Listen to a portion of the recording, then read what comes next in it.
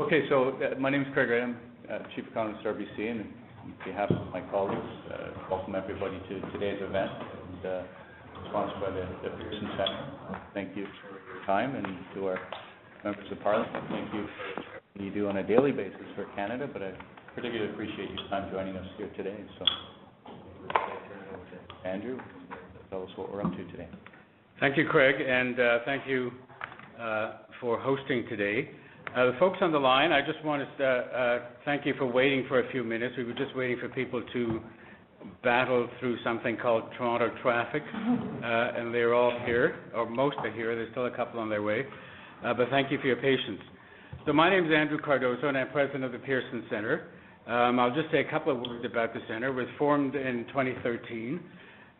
We're a relatively new think tank that focuses on pragmatic and innovative solutions to Canada's various challenges.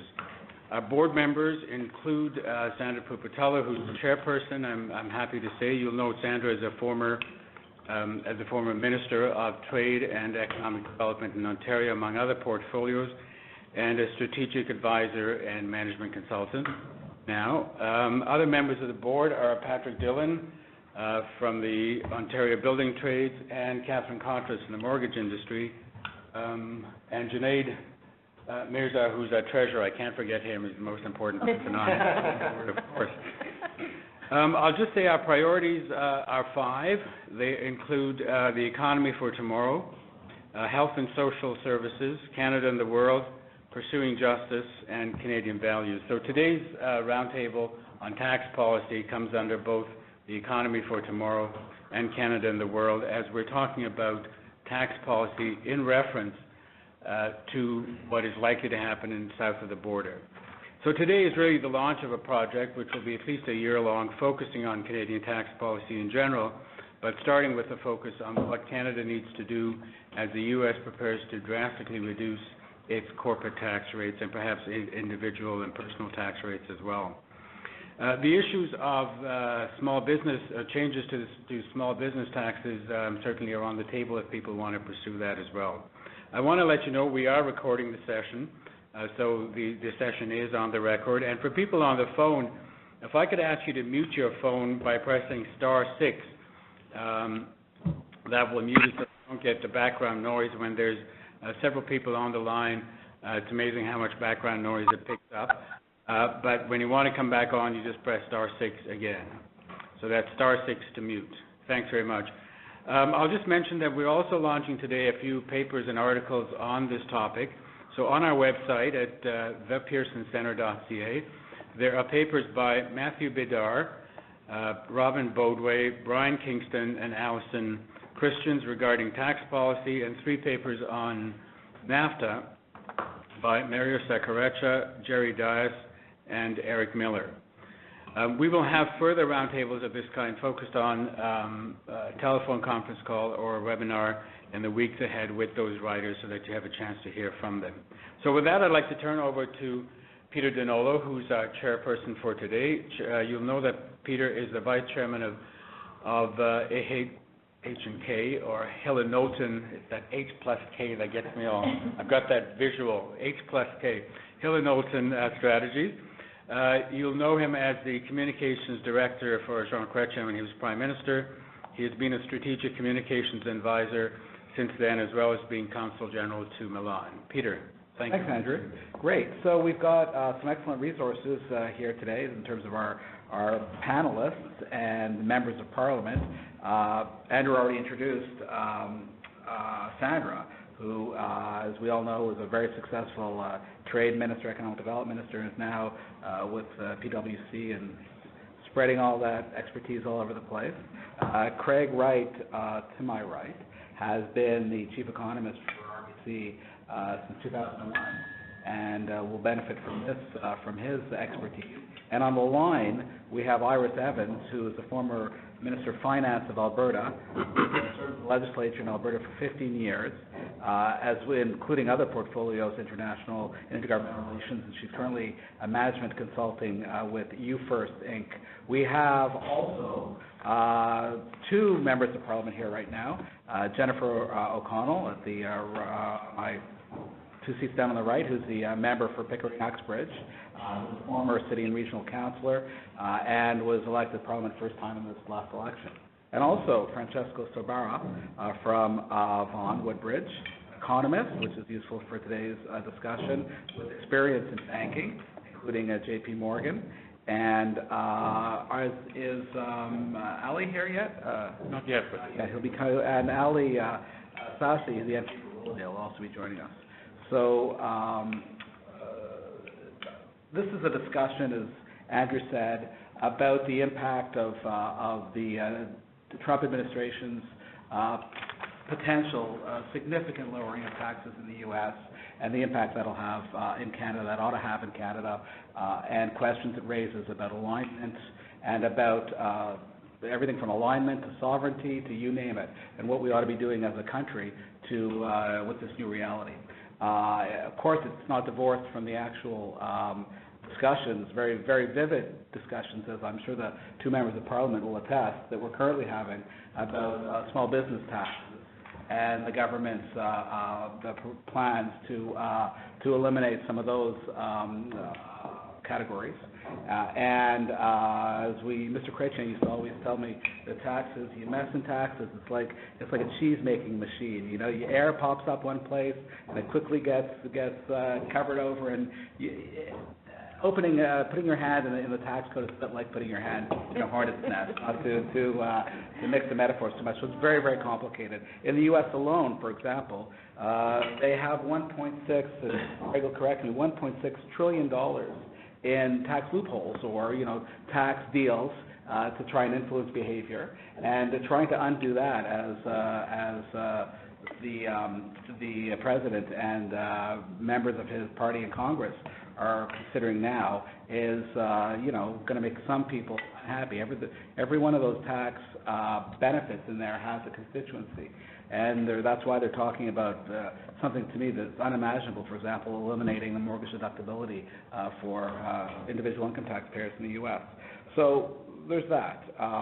So there's some question as to whether Mr. Trump will achieve the reduction of 35 to 15% in income tax, or for corporate income tax rather, and whether he'll be able to achieve kind of personal tax cuts he wants at the same time as funding the other entitlement benefits that are so popular in the U.S. So for us, what does this mean? There is a downward pressure on us in terms of taxes. We have highly integrated economies. Despite the efforts to reopen the NAFTA, they will likely remain very integrated after those discussions. As we know, in today's globalized world, money, capital is very, very mobile. And in a trade situation where we really are integrated, even more mobile. So what does that mean for Canada? Do we have to align? Do we have to align the federal and provincial governments, of course, need to act in concert in these matters? Do they need to align? How much pressure is there to align? What does this mean in terms of sovereignty of a country? Yes, we're in an integrated economy, but we are a sovereign nation, and how much how much alignment is required until it starts affecting the government's country's sovereignty, decisions and priorities it makes for its own people, its own policies. Is it fair to be talking about taxes in isolation? As we all know, taxes are just one cost, even in a corporate sense, but even in a personal one, of a spreadsheet of costs that we all face. The fact is that in the United States, a lot of those costs on that spreadsheet are still paid, but they're paid out of another pocket, out of the private pocket. Whereas in Canada, costs like health care, education for so many people, publicly. In the U.S., many colleges and universities are paid for privately. And yet those same spreadsheet costs, should we be accounting for them in a different way? Should we be looking at taxes in isolation? And finally, does this overall kind of pressure or rush towards lower taxes actually resolve the economic problems that are challenging governments in North America and around the world these days? The problems of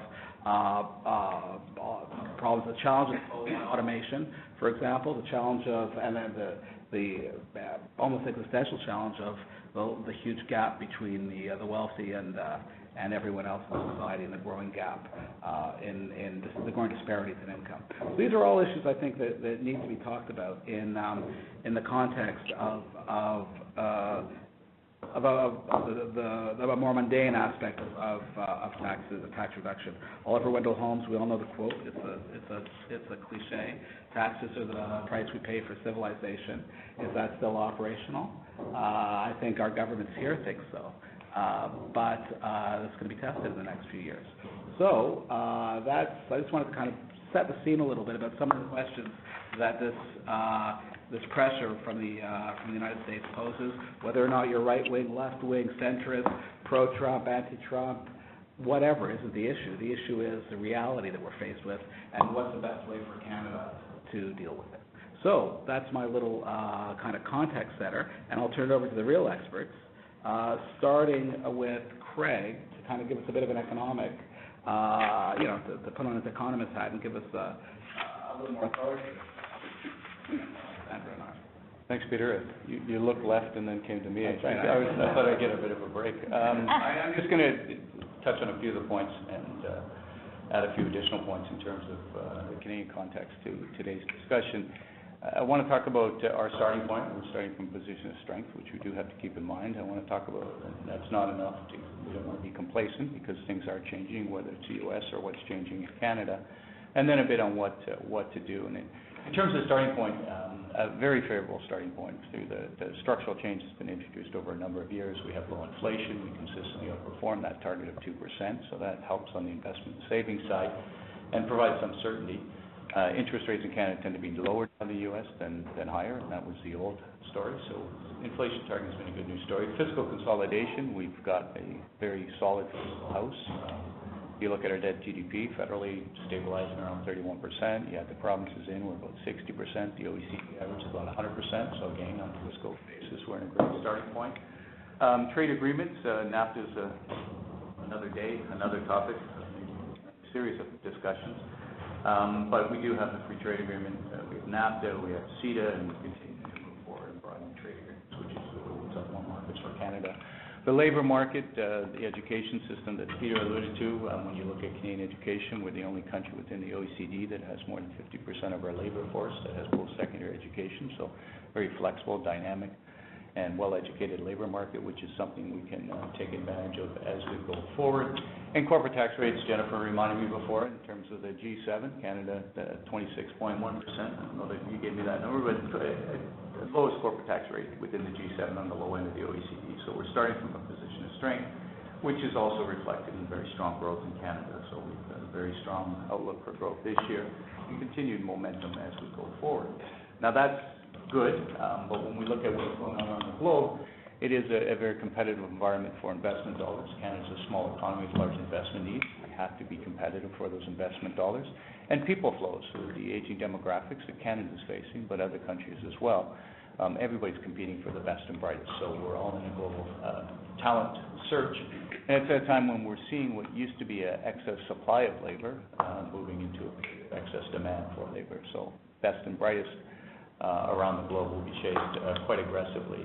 So in that context, what's changing in the U.S., I'm not sure we're going to see the significant tax relief reform that Trump had promised us. He's had a number of setbacks, whether you look at the Obamacare or the tax reform proposals. So it looks more likely to be a tweaking rather than a significant reform, but at the margin in the U.S., even with the modest constraints, with the constraints imposed by Congress, we see lower corporate taxes at the margin, lower personal taxes, lighter regulatory touch, and a lighter environmental touch. So you put that against what's taking place in Canada, and in many of those files, we're moving in the other direction. So our relative competitiveness will be challenged on a go-forward basis. In terms of the challenges, Canada, we've had a long period, and reflected in our low debt to GDP ratio, where balanced budgets were the focus. That focus has shifted. Now deficit and debt are all in vogue. So federally, no planned return to balance ever.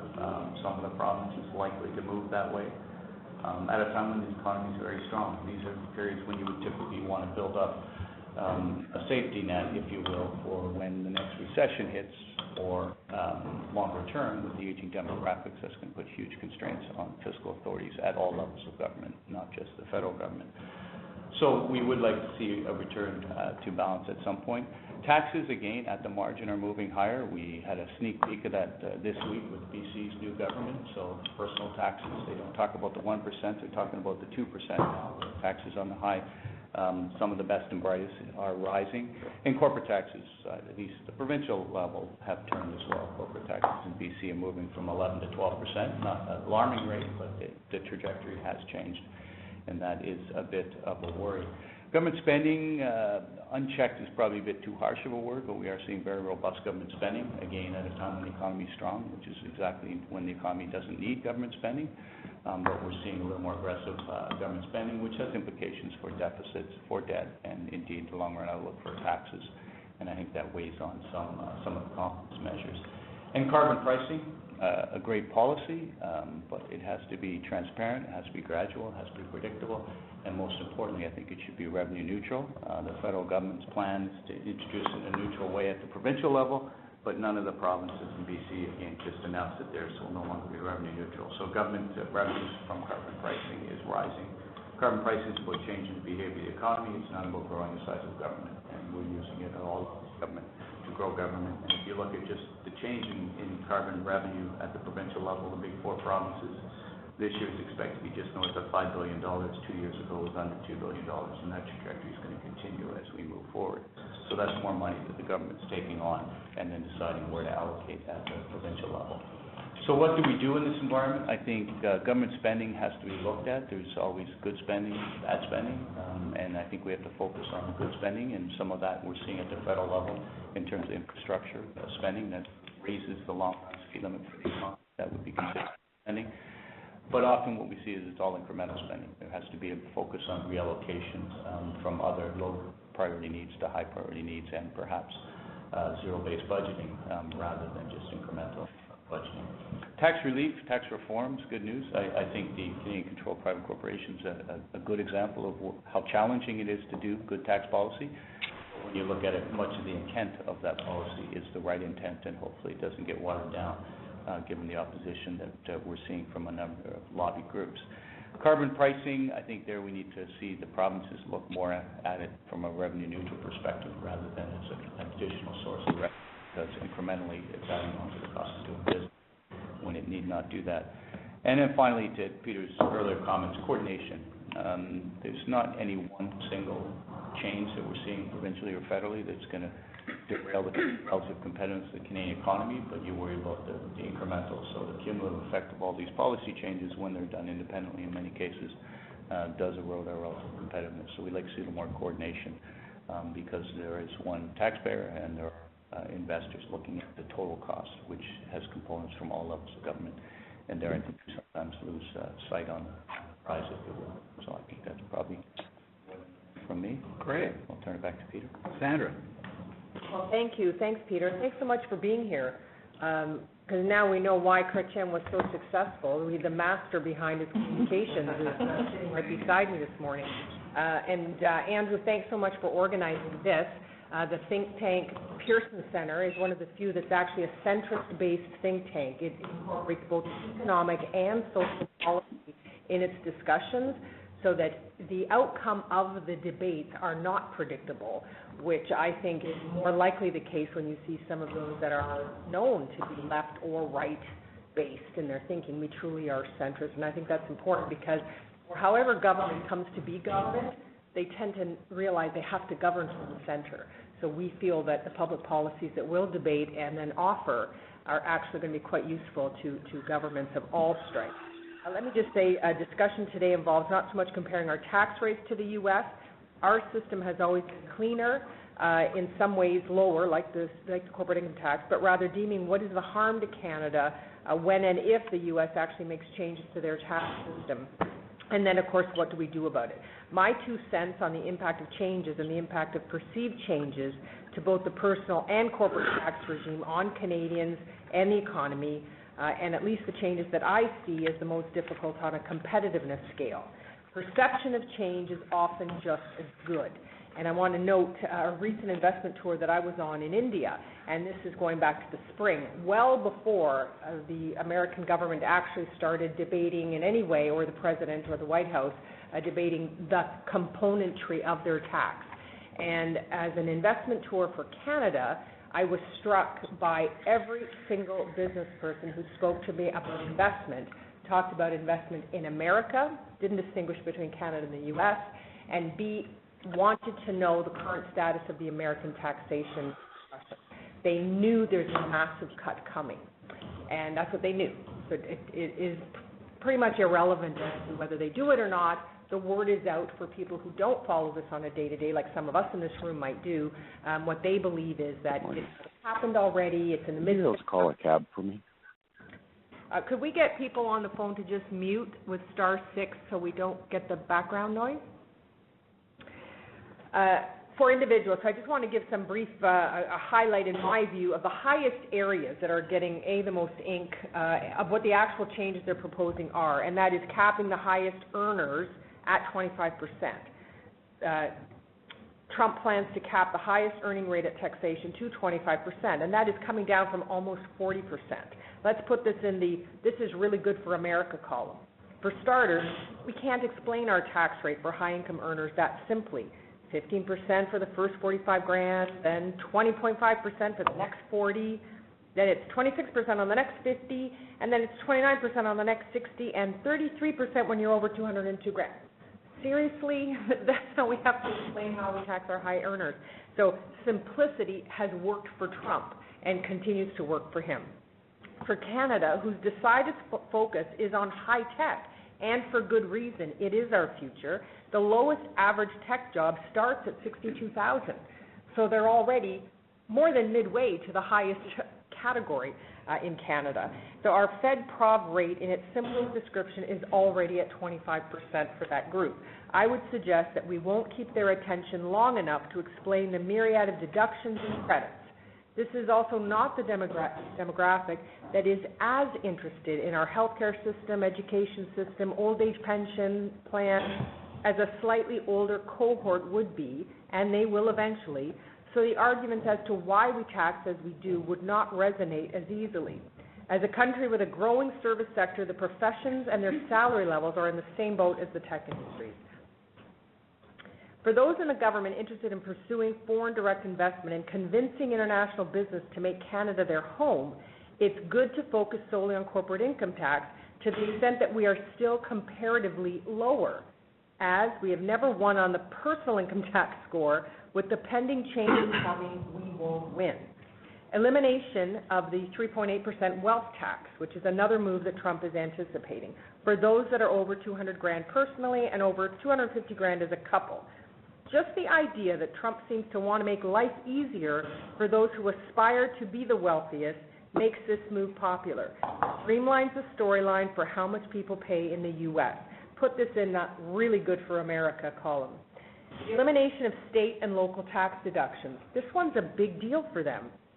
This move, if it works, will put incredible pressure on the state and local officials to match Trump's tax plan. So even if the people ultimately pay more tax because of this move, because they don't get to deduct the other state taxes, Trump will not bear the brunt of their fury. In fact, national revenue would actually go up, and he'll be seen as the tax savior regardless of them actually paying more tax. Put this in a really good for Trump move. Keeps deductions for mortgage interest. This is a huge exhale for the people of America. The most populist of policies remains unchanged. 65% of Americans owning their own home, and it's credited with the encouragement of home ownership, and therefore a high level of consumer consumption generally. Interestingly, the Canadian rate is 70%, and we don't have that policy.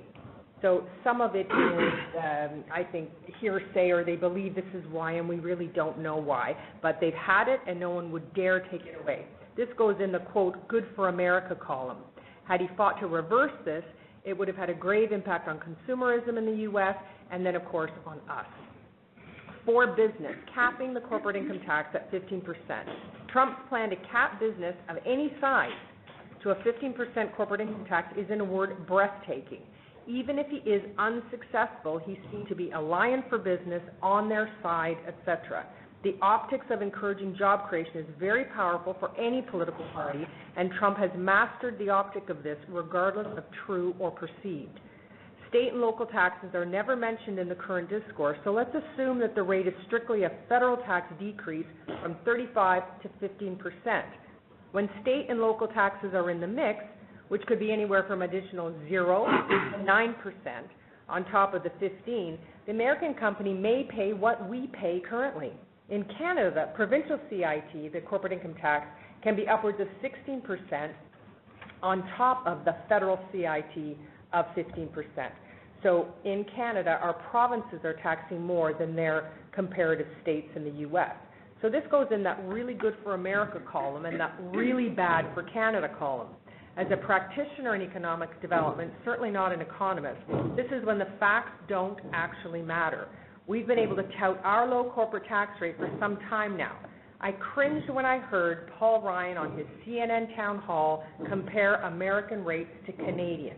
So our marketing is working, has worked to affect a good level of activity in foreign direct investment for us, and worked to rouse a sleeping bear down south as well.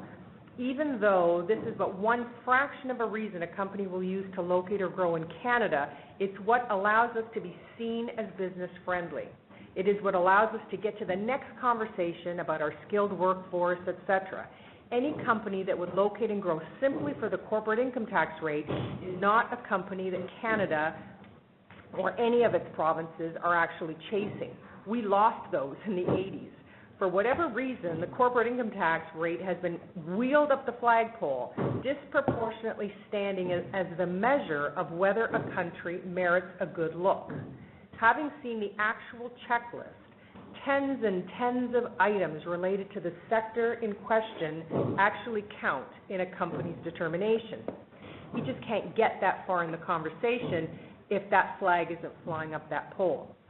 The other big, in my view, important and impactful is the repatriation of cash from abroad at about a 10% tax rate, which is what Trump is proposing. Abroad or overseas includes Canada. With this, followed by an end to the deferral on taxes on income earned abroad, it's unclear what the long-term impact of this could be on us. But the subsidiary in Canada paying taxes here would wonder what's the benefit of being abroad.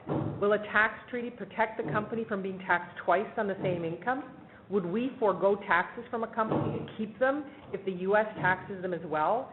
Meanwhile, if a company has cash here, it's always good for our economy. It is likely investing it, spending it on employees, all the things that Trump suggests will happen in America when the cash gets repatriated. Put this in the good for America, bad for Canada column. So what's Canada to do? Part of Canada's calling card around the world has been our proximity to the U.S.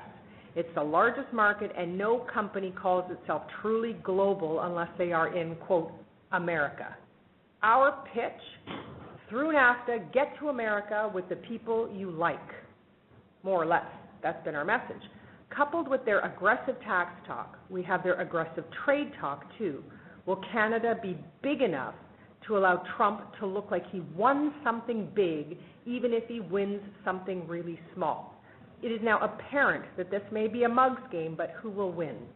I hate to mention borders, but the Mexican standoff and the ever-increasing threat to American security, North Korea, ISIS, etc., we need to be much more mindful of how our transport of people and goods cross our borders. Much as we complain now of the difficulty, this could go down as the good old days if we're not proactive with solutions on this front. If there was ever a time for perimeter discussions, it's now. And it could be a successful three-country dialogue in an otherwise difficult environment. If there was ever a time to hug the HST, now is the time. This is one enormous advantage for business. Although too much paperwork and not always a flow-through, hate to grab Francesco's arm, should the Americans ever get serious about simplifying and writing their tax policy, they would introduce a consumption tax. Thank God they're not. For our government, the HST has allowed a revenue stream from citizens that would otherwise have been made up in corporate taxes. the 2-year write-down in depreciation. We have real competitive features here. This is a huge encouragement for upgrading our businesses. The R&D tax credit, regardless of recent changes, are very competitive with the world. We tend to be surprised at Trump's America First policy. To be honest, I don't know a single Canadian politician that has ever said anything other than my constituency first, my country first, my province first. I don't know why we are so shocked at his declaration here. We want jobs here. We want investment here. Maybe it's just the tone. I say this because we need to choose what our features are for each sector as we encourage them to invest here, grow here, stay here. Since most businesses begin as small business, what we do to be seen to promote this lot is critical. Every sector deserves their key item. For tech industries, it might be a waiving of personal income taxes. Don't look surprised, Quebec has been doing this for years. Manufacturing, it might be an employee tax credit for hires, upgrading skills, enhancing the ones that currently exist so they actually look enormous. This item should be a competitive item for their sector and be significant enough to stand out, just like our corporate income tax at 15% did for the Fed. I'm extremely hopeful about Canada's continued competitiveness on the world stage. I did learn that business people are in fact people, and they need to like where they're going to invest and where they're going to live. They need to like how they're going to be treated.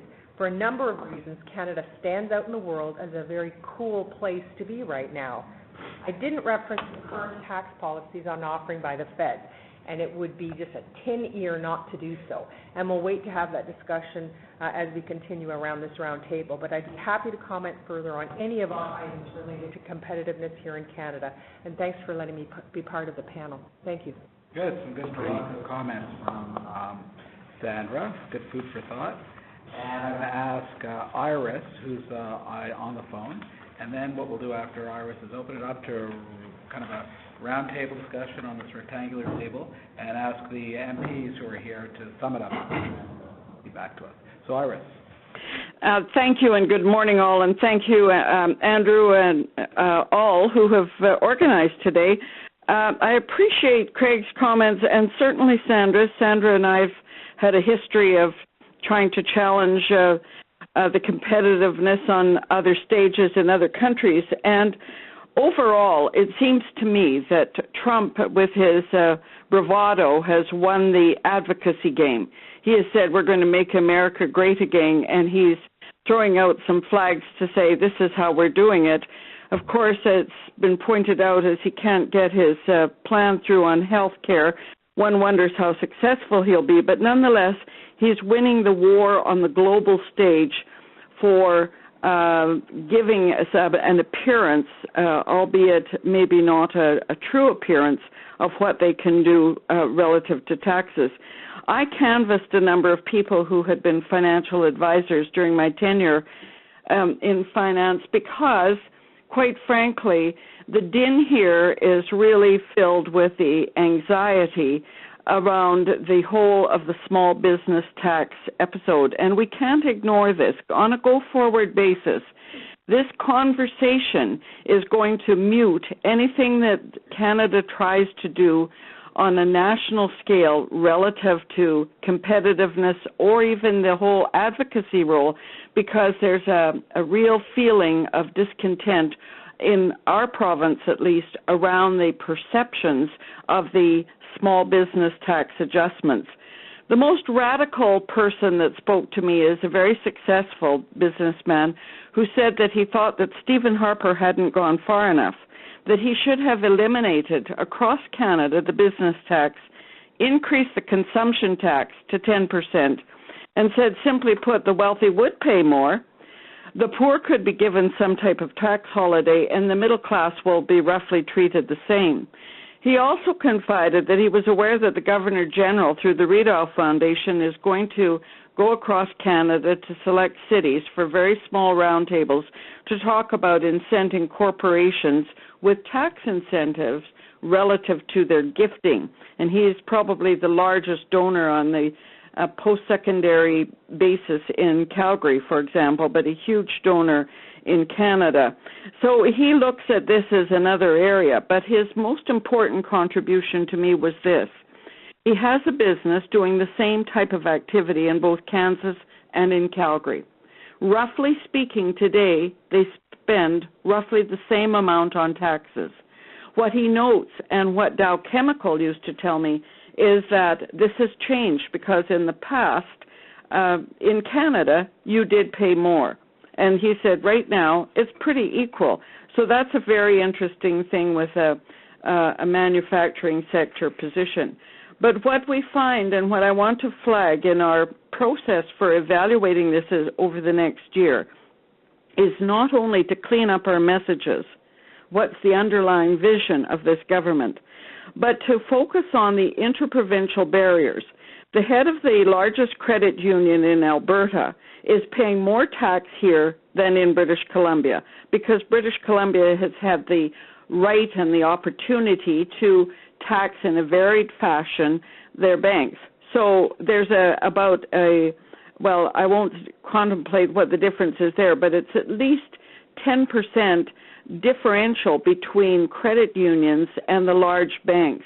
And this is something that he says, although on paper it looks like 27%, he said when you look at all the ways that the big banks pay less, then Alberta, where Service Credit Union pays more than any other banking institution in the country, it's because of the imposition of taxes here that are not imposed in British Columbia, for example, on Van City.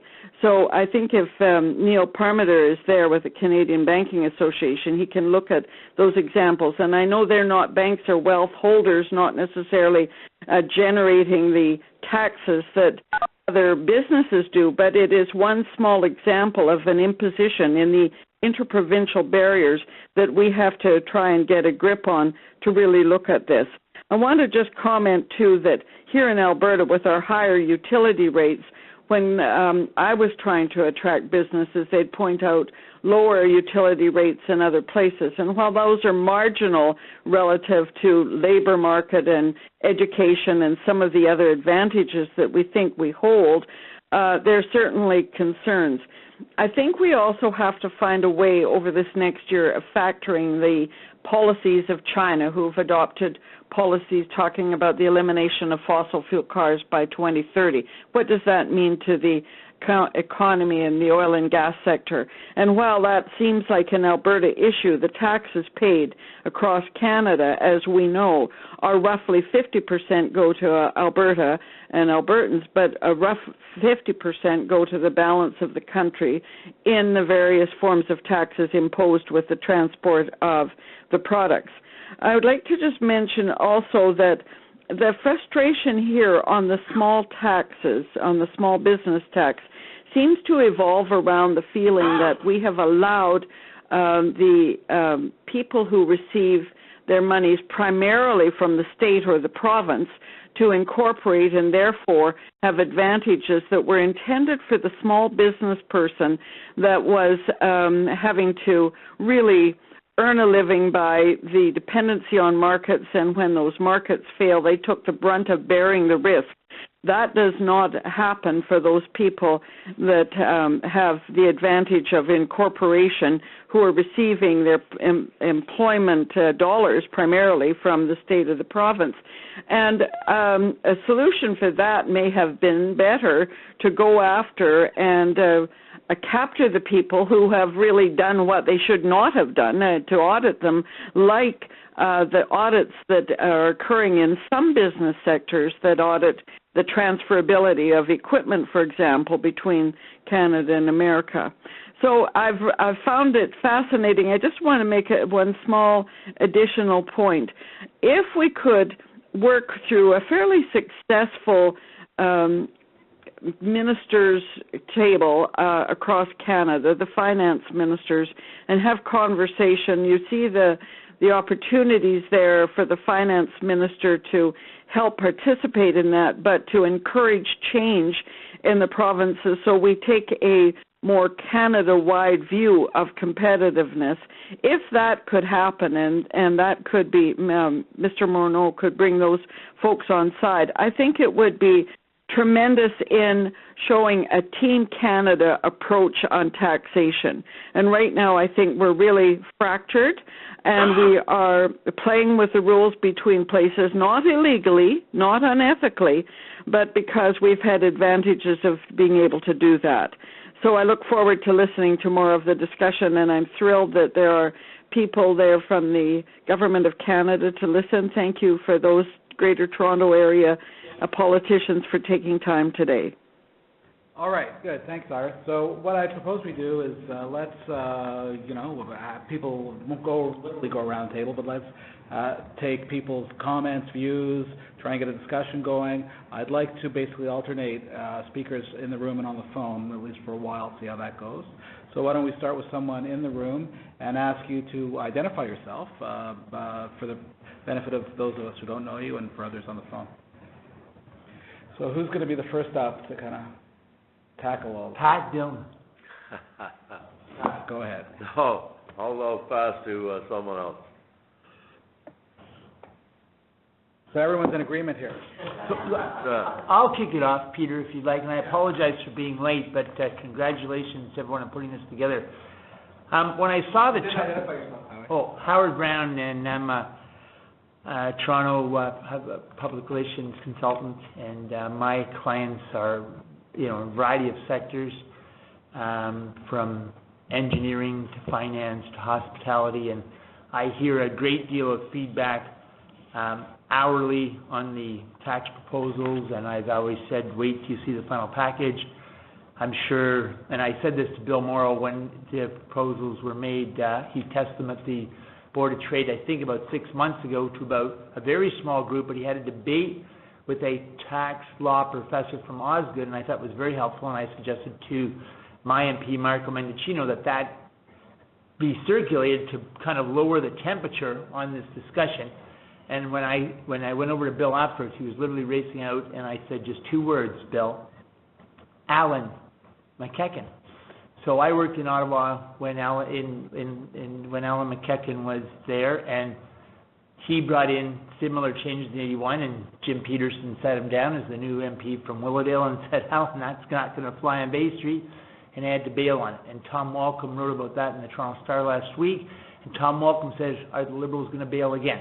And I think, as a progressive Liberal, who is a Liberal concerned primarily to address the inequities in society, and every time I have to step over someone homeless on the way here today just makes me crazy.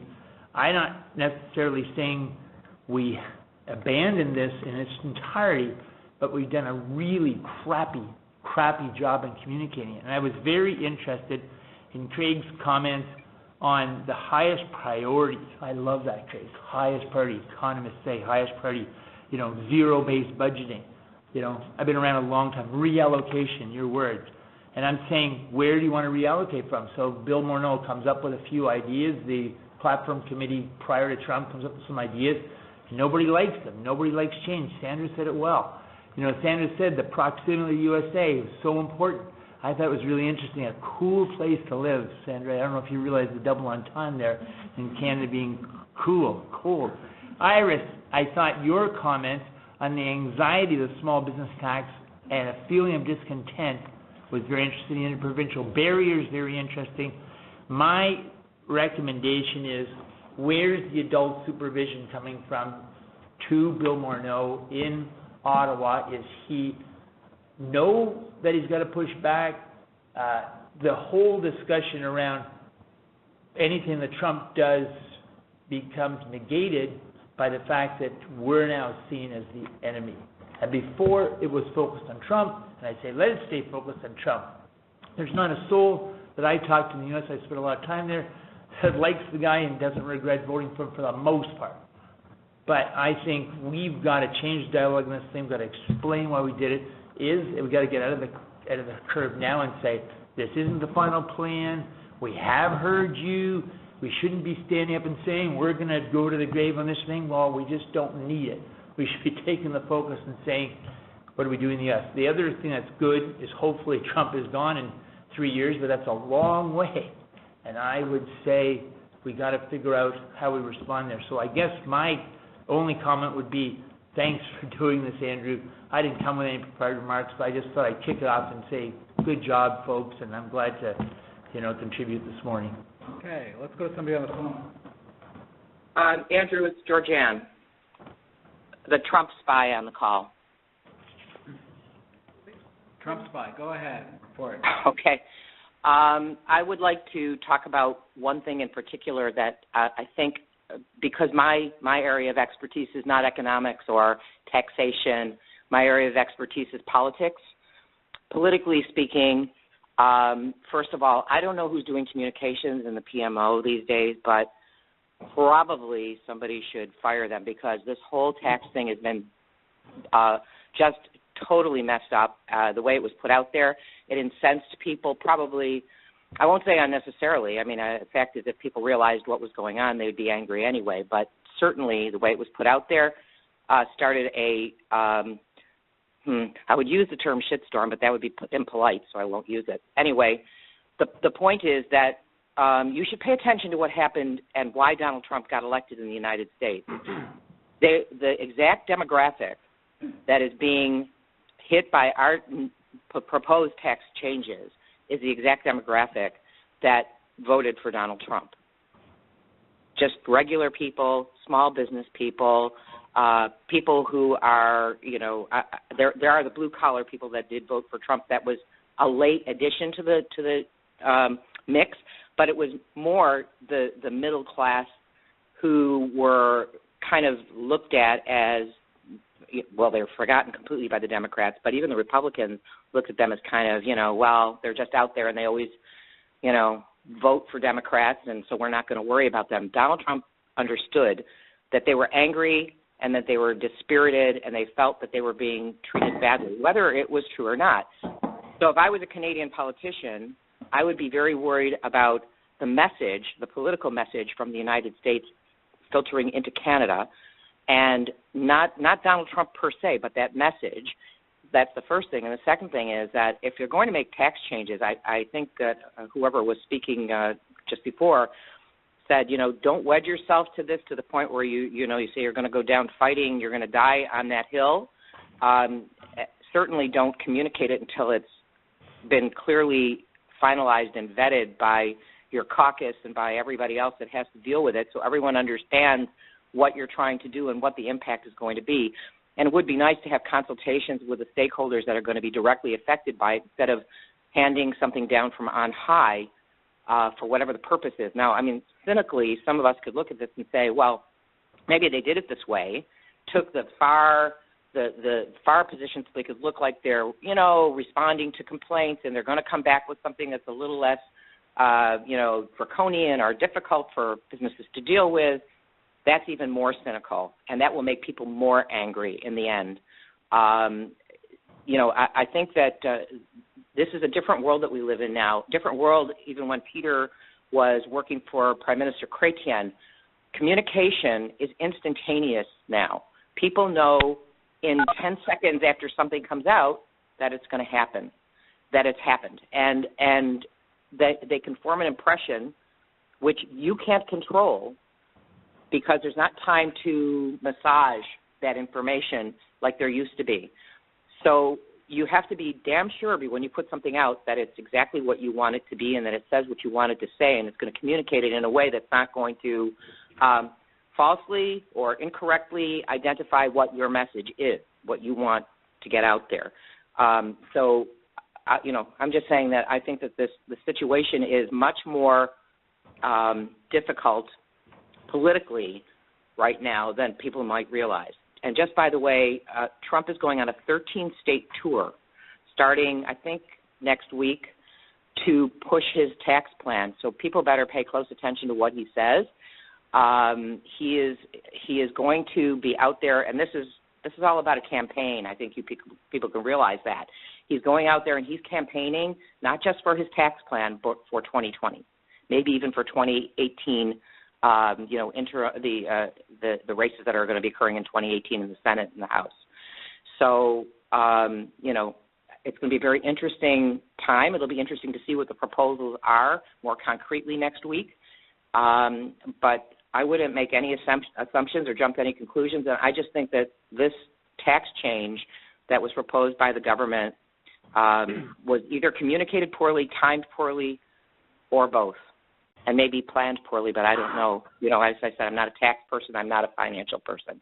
I just know what I'm hearing from people, and people are angry. And, oh, by the way, I don't know who you talk to in the United States, but the people that I talked to who did vote for Trump, who mostly, like me, were not Trump supporters at the beginning, we're very loyal to him. And we feel that, you know, he has the best interests of the American people at heart. And most of us are pretty mad at Republican incumbents for the way that they behaved and their lack of, I'll use the word loyalty. It's not really about loyalty. Loyalty to their constituents, not even to Donald Trump. They made promises to the people that voted for them, and they're not keeping them. And I think they're going to be in trouble in 2018 and going forward.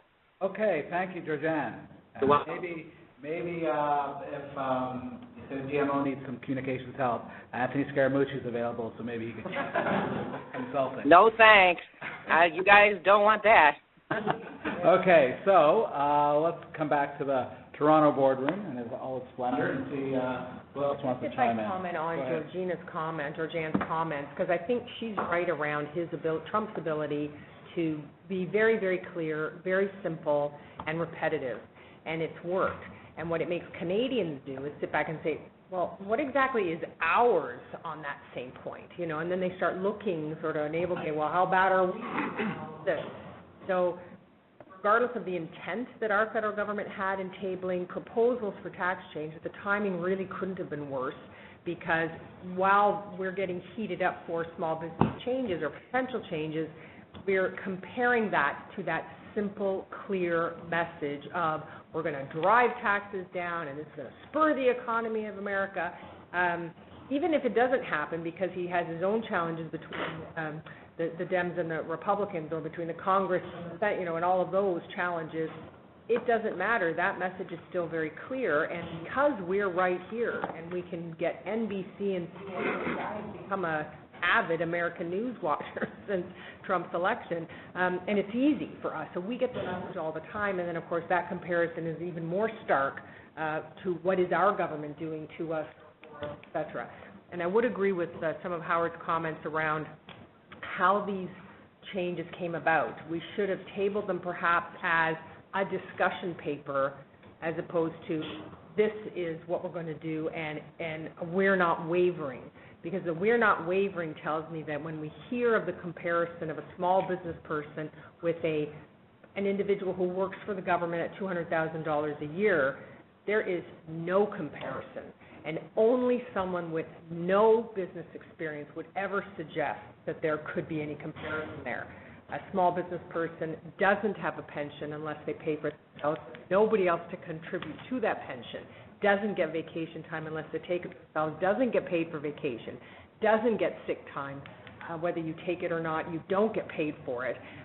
Those are so stark for small business people that really honestly feel under the gun that comparison alone just seemed like a big stick in the eye, and all I could think of was, who thought that was a thing to put out there? A, it's not true, and B, it really just exacerbates the situation, because I do believe that some of what Bill has spoken about, our Minister of Finance, is absolutely true.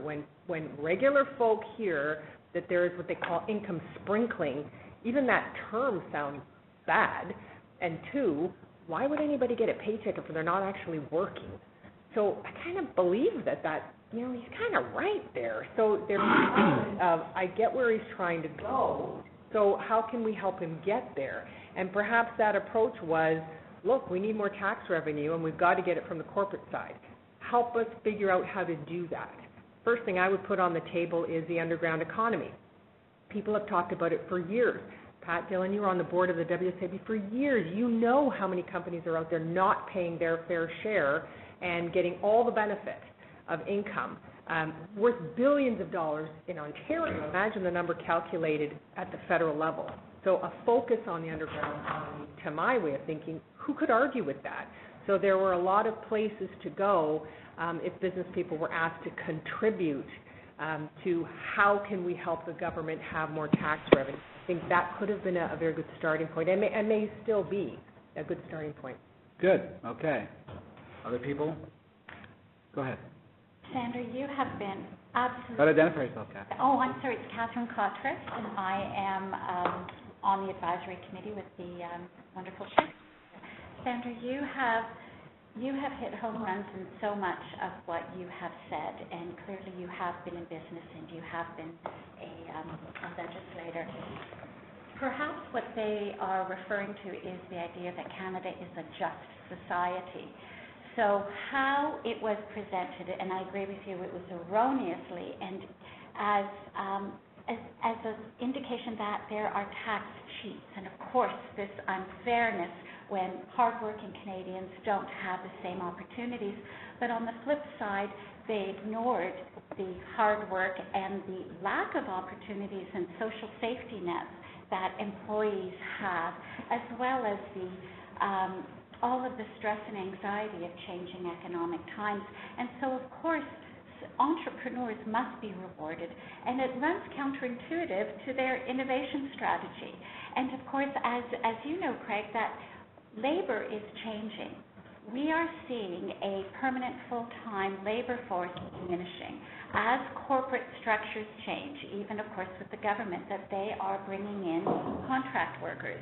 We are seeing labor change to consultants, of course. So we're going to see probably an inverse ratio of full-time employees who have taxes deducted from their paychecks regularly to consultants. And also, what about our healthcare professionals? We have the social sciences, and as you were mentioning about the OECD, it's something to be so proud of that the government's investments in education have paid off over the last decade or so. Because yes, we have the highest educated post-secondary school graduates, and it's increasing as well. We're attracting foreign students as well. Our education system is flourishing so that it will get even better, that we will have that highly skilled workforce for the jobs of tomorrow. That's where the revenue will be coming from as well. And I completely agree with you in terms of where we have to even out and balance these inequities, but that was far too loud a bell to ring, and it changed the perception of the Trudeau government, where we are offending our healthcare professionals, our doctors, and I have the privilege of working with many of our artists, many people, many Canadians as a mortgage service provider, and someone who loves monetary policy, which is not a favorite topic of many people, as you know. You're not always the most popular person in the room when you start talking about interest rates or inflation. So I have many clients who are artists, high-profile artists, doctors, surgeons, who don't understand interest rates. And I see their tax returns, and I'm not offended by it. So there's a very small percentage, I think, of people, for example, in my business as mortgage brokers. Some people make far too much money. I talk too much, so I don't make enough because I'm much more of a hand holder, and I'm not that. But real estate agents, there are certain sales reps make an awful lot of money, more than some of our finest surgeons. So that, to me, I find untenable. Maybe that's where we need to tweak those tax policies a little bit, as opposed to our valuable service providers, our healthcare professionals, and our up-and-coming entrepreneurs. And there's angel financing that is very valuable that is going to be impacted by these policies as well. So that just society is still there, but we've offended. But in any event, I'm repeating myself. I'm sorry about that. What I wanted to ask too about is, and mention, is disinflation. We are, because of these valuable trade agreements, and we have a global workforce that is increasingly middle class. They are our consumers. We're seeing Europe recover, But because of the trade agreements, and we're seeing Africa coming in, that they are becoming much more productive, that their GDP, as we see democracy increasing in our nations, and the Middle East has a below 30. They have a rising youth that will be tech consumers. So we have a changing demographic. We will have a very different world in 20 years. So for us to pick at our own people for revenue, when you were saying, Sandra, there's an abundance of opportunity to increase our revenue, to manage this low debt to GDP level through our entrepreneurship, through attracting great companies who want to work and live in a terrific country. So abroad at the G7 and G20 summits, Canada is admired, and we have the global leadership. We have the cachet, and we have the political capital at the moment, and I'm so sorry that it was squandered in this way, and I hope that they will heed all of the advice that they are receiving, and look to other places for that revenue, including BEPS, base erosion and profit shifting. The OECD has a model now where there is self-reporting, so that repatriating profits, Sandra, I agree with you. How about repatriating dormant cash that is hiding in tax havens around the world? So there are so many, now those are the tax cheats. Okay, good. So a lot of food for thought. It's interesting. It's very difficult, I found this morning, to disentangle the current controversy over the business tax with the larger issue of tax alignment or the challenges posed by the cuts in the U.S. Anyone on the phone we haven't heard from want to join in?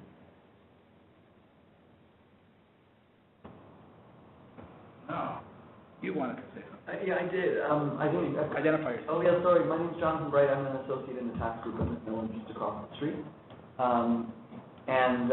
Just a couple of very brief points sort of touching on what, I'm sorry, I don't remember your name. Oh, Catherine. What Catherine and Sandra said. I think there is a broader point to be made connecting the CCPC changes with Canadian global tax competitiveness, specifically in the medical professional context. In the sense that I understand that a lot of the rules that were put in place allowing these kinds of tax provisions taken by property were put in place precisely to stop brain drain in the late 80s, early 90s. And in the context of significantly improved tax communications from... Excuse me, guys. I really can't hear the speaker. Can you get closer to the speakerphone or something? It would be... Yeah, sorry. I'll project better. In the context of increased... Is that better? Move it closer to yourself. Yes, it's better. In the context of better communication from Congress and the White House on the tax side, we may find a need for these proposals again, or something similar, in order to continue to attract and keep medical professionals from leaving the country. That's just a thought. I've sort of been rattling around my head that there is a tax competitiveness point to be made, even though these are really just domestic proposals. The other point that I think is worth raising, and again I have no real expertise here other than just having read it in some of the tax scholarship. There's a real tension in the world right now between tax competitiveness and tax cooperation, and I think the BEPS point really highlights that. Where you have a country like Canada that has a lot of political capital on the international stage leading the tax cooperation charge, it then becomes very difficult from a foreign policy perspective, I think, to start changing your domestic tax policy in the direction of tax competitiveness, especially where what you're hoping to do is to cooperate, in the fullest of ways with the OECD's proposed changes and plans. So I think there's going to be a real tension in the next few years between domestic policy changes to attract that capital and the foreign policy or international tax policy changes to bring Canada in line with where the world is going from an international tax and international trade perspective. I don't know the answer to it. I suspect that Alison Christians might have some thoughts, but we'll have to see what her paper says. All right. That was great. Go ahead. Sorry. No, you go. No, please. I'll go after. MP's going to speak last. Sure. So I'm Junaid Mirza. As was mentioned, I'm a treasurer with Pearson Centre and also a tax professional with PricewaterhouseCoopers. When I look at Canada's tax policy over the last 20 years, our tax rates went from being higher than the U.S. to much lower than the U.S. from a corporate tax perspective. We see between NAFTA and the R&D tax credits that were introduced in the late 90s, we have seen U.S. multinationals setting up operations in Canada from a manufacturing perspective. We have seen that in the tech sector, where we have a tech belt that has been developing, often with investments from U.S.-based venture capital funds, Silicon Valley-based venture capital funds. When we look at how tax policy has changed historically, or tax rates have changed historically, in various OECD-based countries, they have changed gradually. UK has gone from 26 or 27% to 19% over the last few years. We went from 35 to 25 over 10 plus years. What US is talking about now, if Trump is ever successful, is quite a drastic change. Between that drastic change in tax rates, potential changes to NAFTA, that could be quite a significant shock to the Canadian economy. Any thoughts on what we can be doing from a policy perspective to counter that proactively? Right now, I feel that there's a bit of we're waiting and seeing what Trump might do instead of coming up with our own vision. Would be interesting to get some thoughts around the panel in terms of what opportunities might lie for us to distinguish ourselves as a nation and come up with new and different ways of continuing the progress that we have made over the last 20 years. Good. Well, I think that goes direct to our chief economist. Thank you. So I think a lot of what we've heard today is about messaging, and I think the Canadian Control Private Corporation, the goal behind that change is the right goal. This was something that was set up that was stretched beyond its intent. So it's a bit like the business trust issue that we saw under the previous government, is that, there was a purpose behind the business trust to get investment activity going, and then it spread out to bed companies and speculation the banks would do it. So this is similar, and I think the messaging, as everyone suggested, needs to be done, but it is a consultation period, right? This isn't policy that's written. We've got 75 days to discuss it. It ends October 2, and there'll be changes. These files are complex. So if the challenge, of course, is the people that are, the squeaky wheel gets oiled, and they're the most vocal, and they're the ones that are writing and probably swarming our MPs with their views on it. The rest of us that think it's good policy are probably I think the more fundamental issue, though, which is the double kind of threat to the system posed by, the dramatically reduced tax burden in the U.S. And, the access questions to the U.S. market that are, existential for us if NAFTA is either canceled or severely changed. Yeah, so I'm more confident we won't see the big tax cuts in the U.S. Congress will not let it be deficit financed. So we'll see some tweaking, as they suggested, not step 15, lower personal, lighter regulatory environmental touch. NAFTA, we assume a tweak as well, not a big tariff, but if it's a tariff, it's a whole new view on things. For Canada, it's a bit like this small business. Canada's a small economy next to this massive economy. So little inconveniences like how long it takes to clear the border for a small economy are much more significant than for a large economy. So our competitiveness, we won't be happy just being level to them. We have to be below them, and I think as I suggested in my opening comments, we're moving in the wrong direction. And I do think coordination's missing drastically across provinces. And when you look at the overall package, and Sandra mentioned, corporate tax isn't the only thing on the list, but it's one of many items on the list when businesses, firms, international firms are looking around the globe. And we have other changes, like energy costs in some provinces. We have minimum wage legislation. Again, maybe you don't disagree with the trend, but over such a short period. And then you have some changes on personal income tax at the high level that then makes New Brunswick have to reform its fiscal plan and move more towards HST rather than what they were looking at personal. So there's not enough coordination in Canada at the federal, provincial, and municipal level. And this is back to the one Canada, I think, that you had mentioned, Catherine, that we have to do a better job at. So I think coordination is what's missing the most.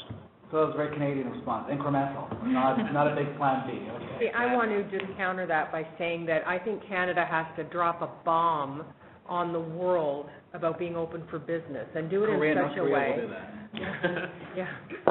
I should use different terminology. But do something so explosive, that's not good either. Yeah, that's not good. But, you know, after the war, Canada went to Europe and said, we are giving you free land. Now, they didn't say, by the way, it's full of rocks and you have to clear it yourself, because the people came. Because the higher, overarching, clear, simple message was, we're going to give you free land. And thus was born the Western provinces. I mean, I'm not kidding. I thought that was magnificent. We need that 21st century example of what we're doing. Historically, when we decided we were going to 15% as a federal corporate income tax rate, the big pressure was on the provinces to start to comply. And I'll speak from the Ontario experience that we didn't finish what we were supposed to do because we were supposed to get down to 10 and we stopped at 11.5 so that we collectively would be at that 25 mark, and we should have done it. But it's always the balance. The corporate income tax rate is the most unpredictable revenue source for any government. They don't know what it's going to be. And usually at the end of the year, when all of a sudden you see all these goodies come rolling out the door, it's not because they thought they were going to surprise you and they were sitting on that decision. It's because all of a sudden the corporate income tax revenue was triple what they expected. And it's because it is so unpredictable. How much will that individual business decide to write down that year? How much of that is going to be expensed in that particular fiscal? I mean, Janae, this is your area of expertise. But all to say that it is but a fraction, less than a third of total government revenues. So the others are more predictable. So if we're going to look at from that perspective and the government needs to adjust revenues, go to where you have predictability. And I'm not going to just promote go put all the changes on the personal side, because we do want a fair and just society and everybody's got to play their part. But I will say, given that we're talking about the small business changes being proposed today, that we have to mention, don't talk about, for example, passive investment for a small business who invests in the stock market as passive investment.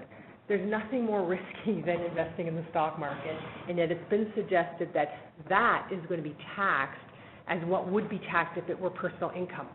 That's an outrageous step in my view. That's like telling a business not to invest in Canadian business. Canadian businesses go to the stock market to raise money. It's how they grow. Why would we tell anybody, business or personal, not to invest in the stock market? Instead, we should give them an incentive.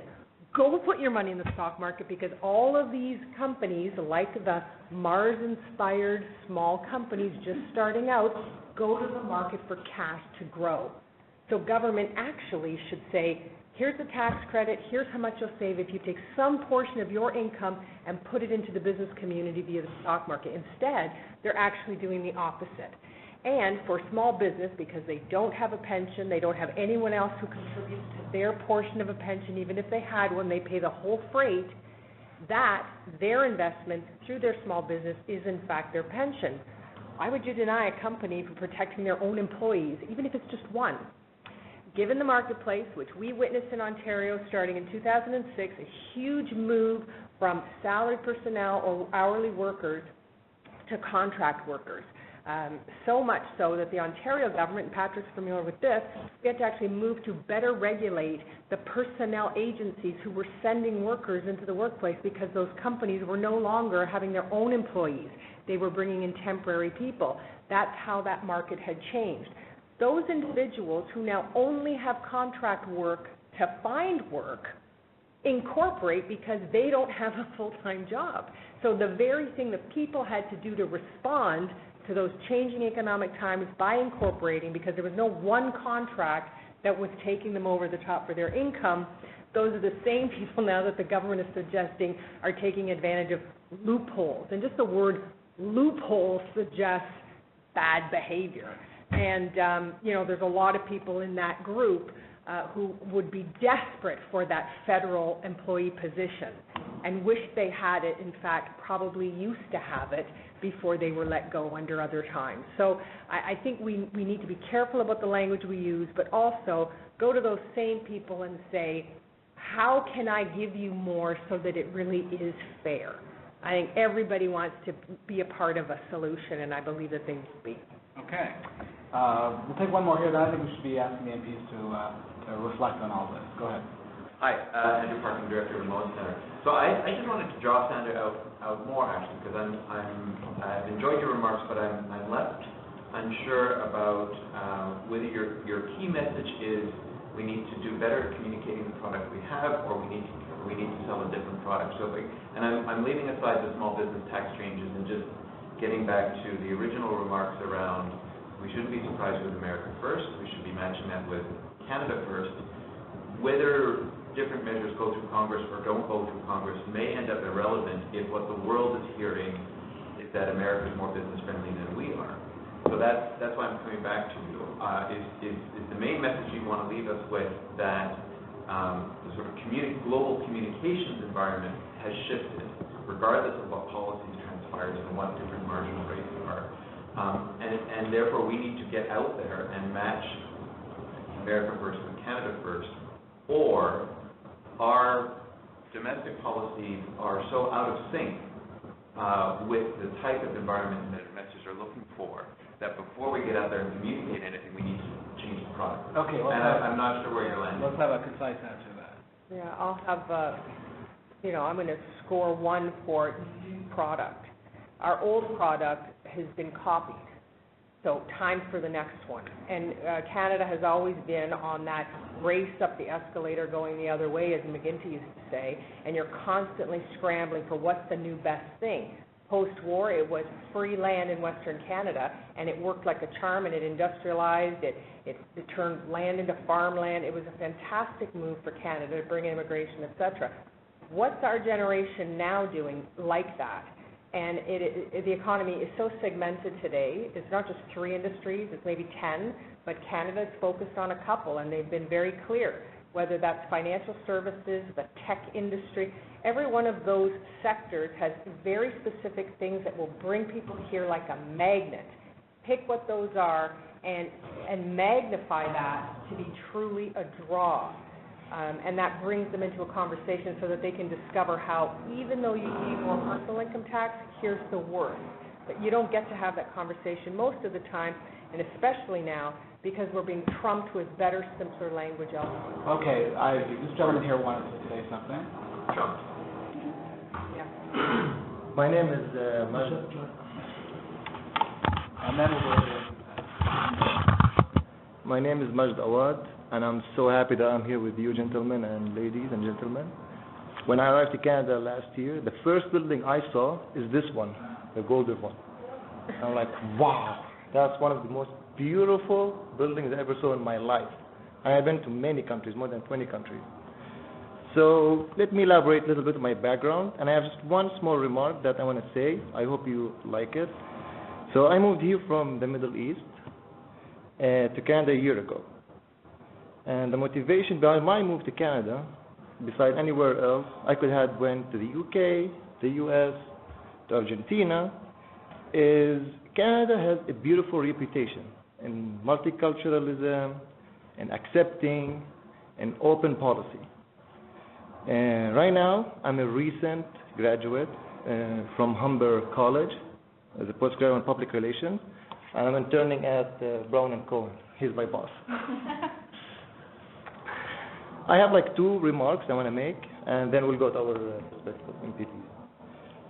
I think tax policies that encourage youth people to start their own business would be very helpful. Like when people move here, finish their postgrad, and start their own business. Like I was thinking to do in business as bringing or importing Dead Sea products from Israel, and to start, in the next 10 years to have the business over here in Canada. But I never knew that Canada has a lower corporate taxes than the U.S. And I think this should be communicated to the world. I speak 4 languages. I know Spanish, Arabic, Hebrew. In the Middle East, when we think about investing, we think about the UK and the US. And I think the reason behind that is they have a very powerful international mainstream media, such as the BBC or the CNN or Reuters. But Canada has this potential to attract those people if they can only, in my opinion, invest more in international mainstream media in multiple languages to the world, to attract them to Canada and show them how beautiful, amazing, and accepting this country is. Therefore, call of action, in my humble opinion, if we can just take this policy where we invest in mainstream media like CBC or CTV to the world and to show them that this country has the potential to get their businesses and to build it here and to have a great life. Great, thank you. Okay, I noticed Francesco's been chomping at the bit here, so we're going to ask him to speak first. Good morning, everyone, and thank you, Andrew, and Sandra, and the team here at Pearson for the invitation. Good morning, everyone, and again, thank you to Andrew and Sandra and the entire team, Peter and Treasurer, I believe, I forget his name, for the invitation this morning. It's always good to come back downtown and downtown Toronto, where a lot of people from my riding commute to every day. A lot of middle-class Canadians come down every day to come to work and build a better Canada, a better future for their family. So my perspective on a few things as someone that's has the privilege of representing the community in this country, and also someone that's worked here in Toronto downtown, and also worked in New York for several years in corporate finance, that the world is a very competitive place, and we can't forget that. And I think that's something that's got to be on our mind all the time. And this is specifically in reference to any potential changes within the U.S. tax system, whether it's making it easier for repatriation of cash or earnings from abroad, whether it's cutting corporate tax rate or anything to do with in terms of the deductions that they have and so forth. And we're all familiar with many of them that have been mentioned, including mortgage interest deductibility, which in my view is a distortion to the system, but it's also very politically popular in the United States and allows people to save a lot. But here in Canada, 40% of Canadians or thereabouts actually have their house paid off, that they're not carrying a mortgage, and we sometimes tend to forget that, because there is a large incentive in Canada to build up your equity as quickly as possible, and that's the flip side of having good policy. In terms of corporate tax rates and matters, successive governments have brought down the rate in Canada, and both of liberal persuasion, which Peter was a part of, and the past Conservative government. Our focus in our government is to invest in infrastructure, to invest in middle-class Canadians, whether this suits Canada Child Benefit, and we're seeing some of the rewards on that front. But my personal opinion is we obviously need to be cognizant of what other jurisdictions is happening. To the gentleman's point, in terms of tax competitiveness versus tax cooperation, we see that in Europe with Ireland having the tax rate that they have versus the rest of Europe having the tax rate they have. That's the discussion you were referencing.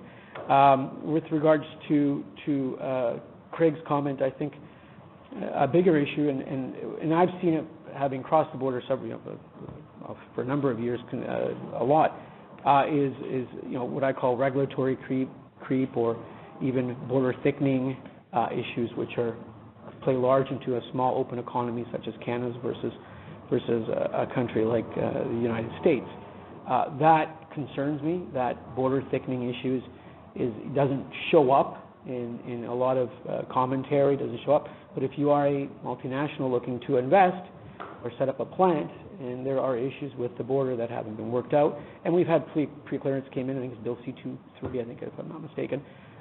So we are making some headway there, and we need to continue along that angle. So it's not just the tax stuff, but it's also ensuring that our products, goods, and service can flow north-south very, very quickly and with a lot of efficiency.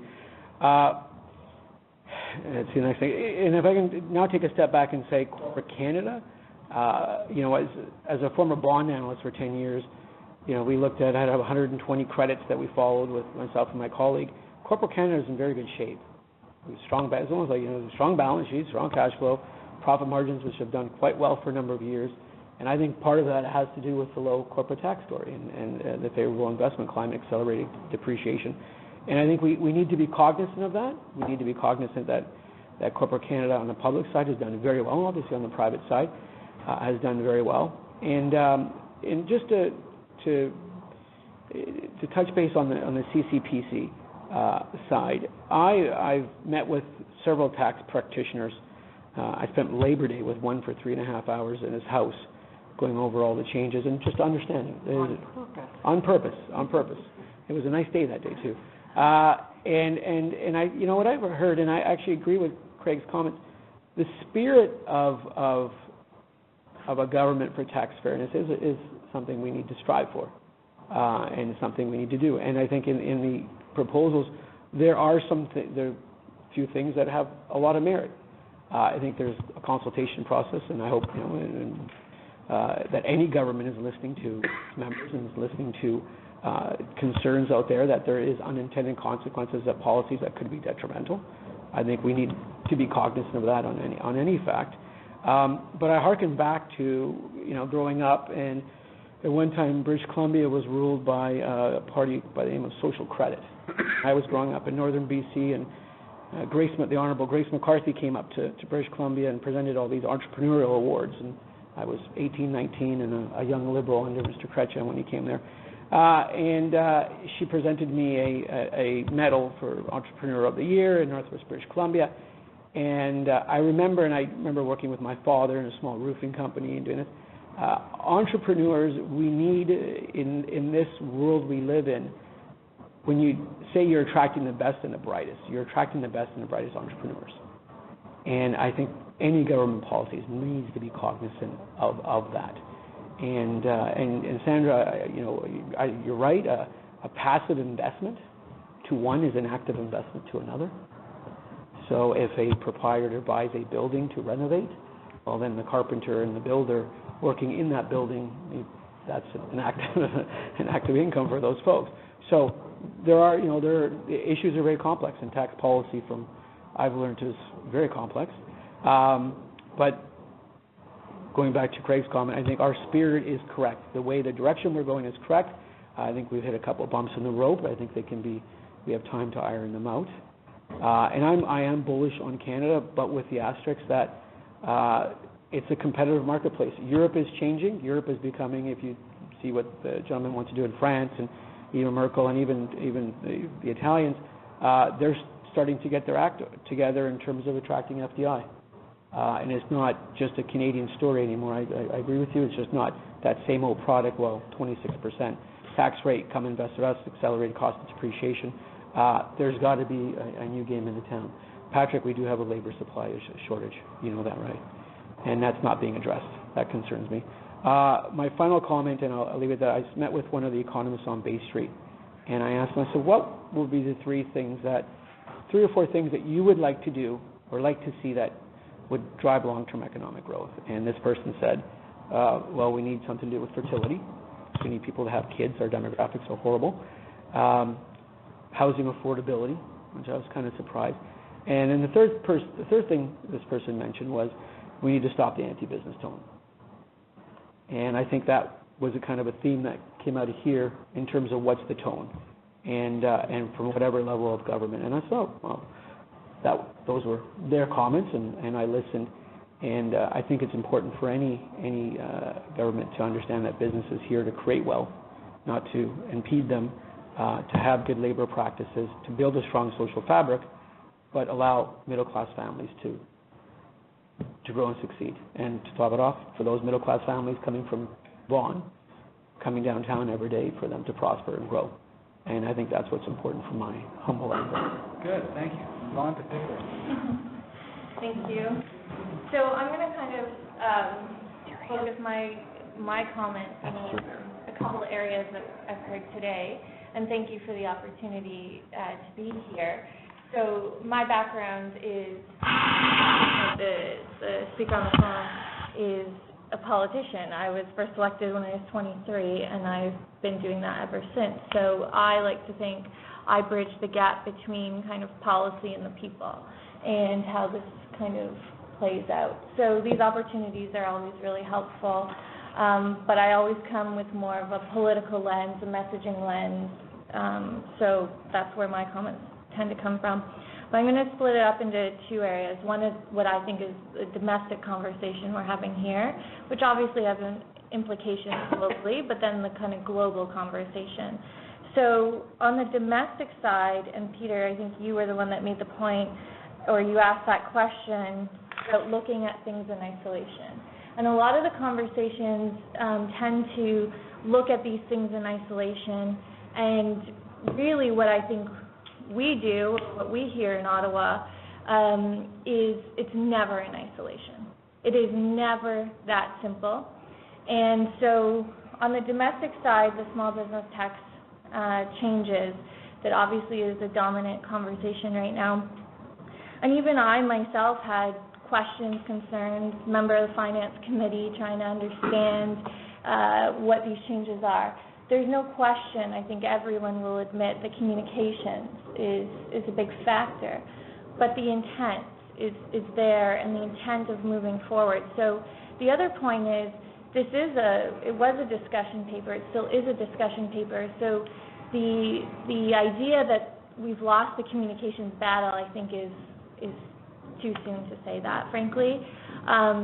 Even myself, meeting with constituents, the second you start laying out what this actually is, how quickly that conversation turns, and how the fury can actually backfire, right? The fury of some, the fury of the highest income earners, and when people realize what some of these policies actually are, it backfires in a way that is bigger than anything. And I'll give one example that the finance minister has used recently.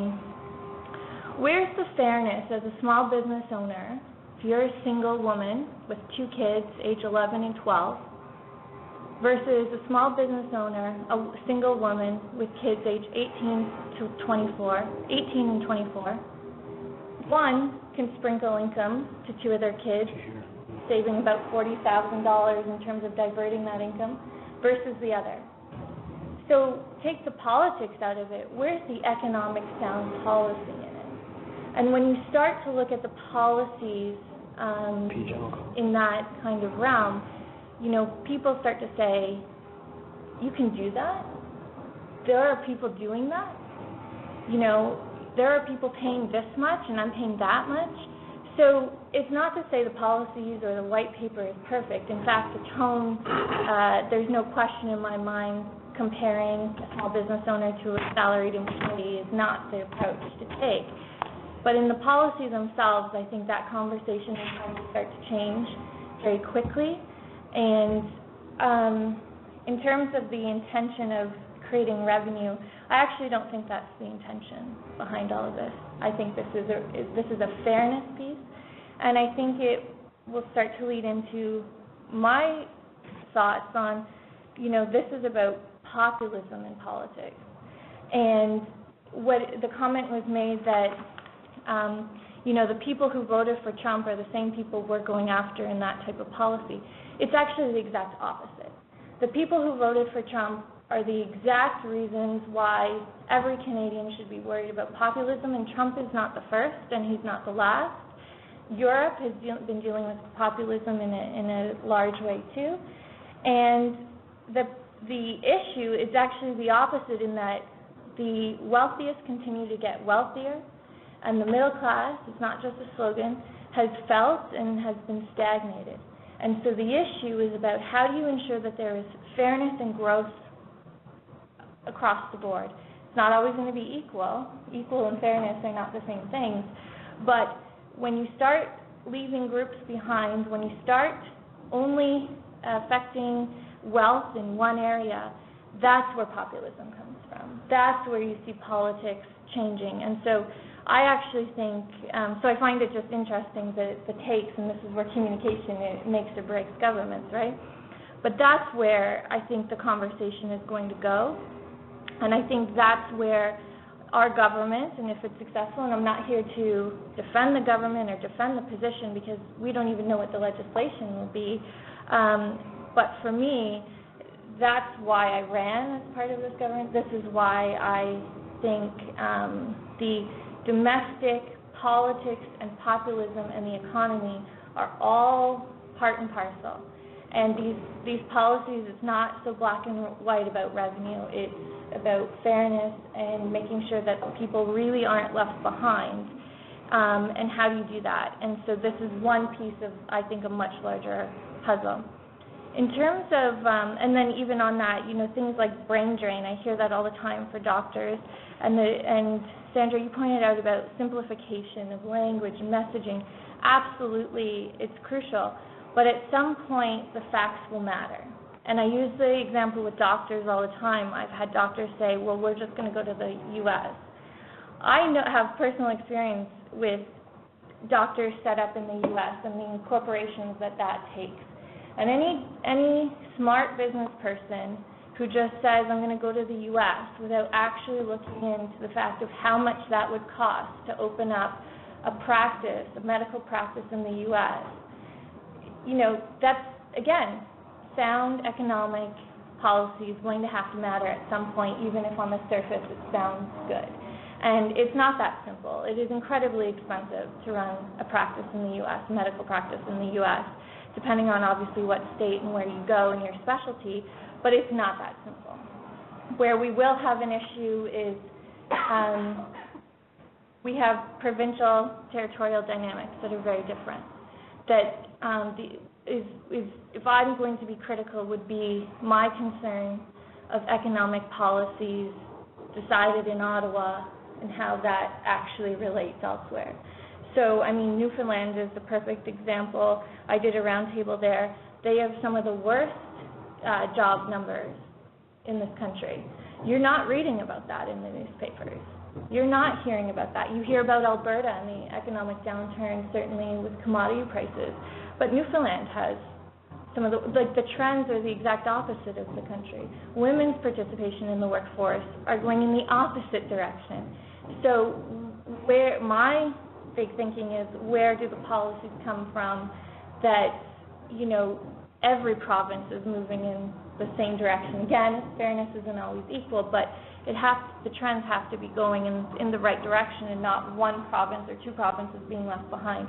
And they have their own challenges with doctors that are not related to the tax code. It's a totally different issue that the provinces are going to have to go to. So I could go on and on and on about those comments that we've heard. But I guess in the broader picture, I'm going to talk now a little bit about the global politics and where Canada, I think, Craig, you pointed out a lot of our strengths, and I'm going to point out a strength that I've been hearing when I've traveled.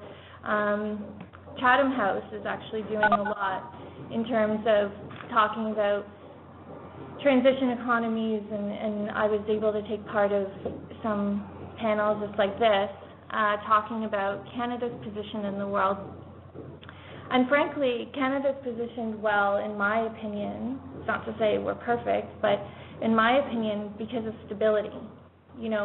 Our politics may differ, liberal, conservative, new democratic, but generally speaking, we're pretty stable. And what I'm hearing around the world in terms of investors and investments is looking for stable economies, policies that match, and the kind of long-term investments are not what they used to be. Investments in nuclear, oil and gas, and these types of things.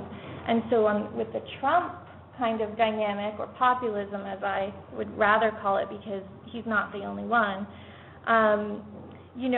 they're going to be looking, investors, I think, and I'm certainly not an expert, but from the conversations I've been having, investments are looking for countries with relatively stable politics and policies. And so climate change is a good example. You have in the U.S. changing dynamics, states fighting with the federal government on climate change, targets, all these things. If you're making a long-term investment in a project that has like a 10, 15, 20-year payout, you have no idea the politics and the dynamics and where those policies are going. And so on shorter-term investments, for sure, I think the conversation around tax code and all of those types of things are resonating around the world.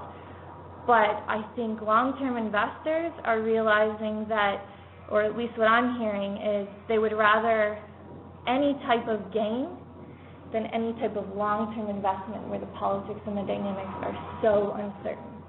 And that's where Canada is positioned well. We have the U.S., we have Europe, and Brexit that we haven't talked about yet, is a massive issue and a massive,